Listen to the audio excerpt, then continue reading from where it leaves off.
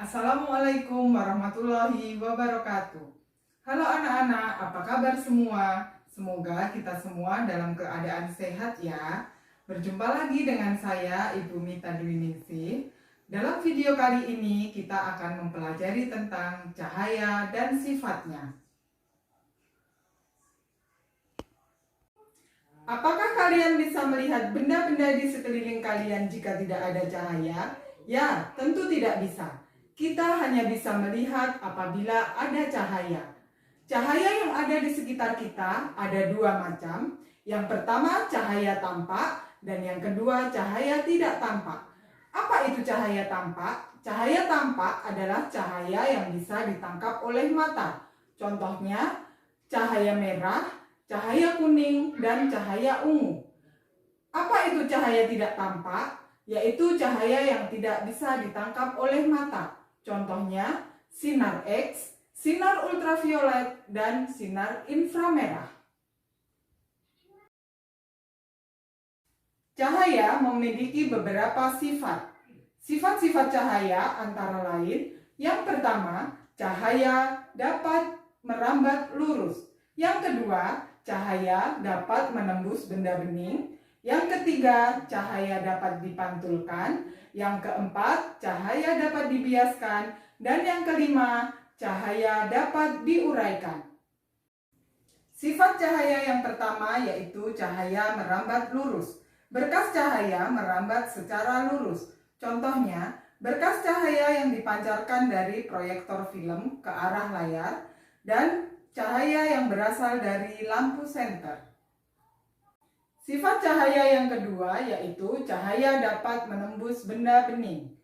Kita dapat melihat ikan di dalam akuarium karena cahaya dapat menembus kaca akuarium. Apabila cahaya mengenai benda gelap, maka akan terbentuk bayangan. Sifat cahaya yang ketiga yaitu cahaya dapat dipantulkan. Pemantulan pada cahaya dibedakan menjadi dua, yaitu pemantulan teratur dan pemantulan baur. Pemantulan teratur terjadi apabila cahaya mengenai permukaan benda yang rata, seperti pada cermin.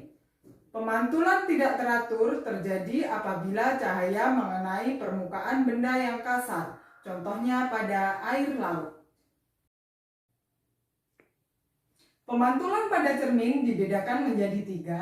Yang pertama, cermin datar, bayangan tegak dan maya, contohnya pada cermin rias.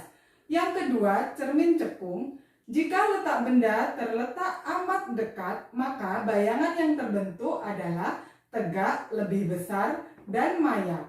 Jika letak benda cukup jauh, maka bayangan yang terbentuk adalah nyata, terbalik, dan diperbesar.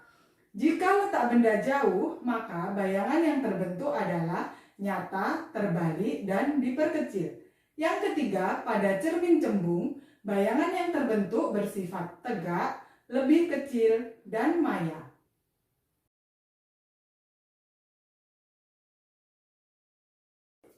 Sifat cahaya yang keempat yaitu cahaya dapat dibiaskan. Kolam renang terlihat dangkal karena terjadi pembiasan cahaya. Kayu yang terletak di dalam air juga terlihat patah karena pembiasan cahaya.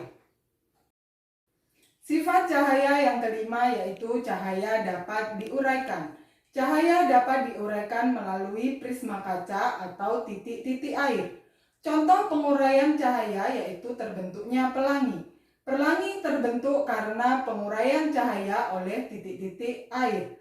Warna pelangi terdiri dari merah, jingga, kuning, hijau, biru, nila, dan ungu atau yang disingkat dengan Magicu hibiniu. Demikian tadi penjelasan tentang cahaya dan sifatnya. Semoga bisa bermanfaat bagi kalian semua. Sampai jumpa dan sampai bertemu kembali. Wassalamualaikum warahmatullahi wabarakatuh.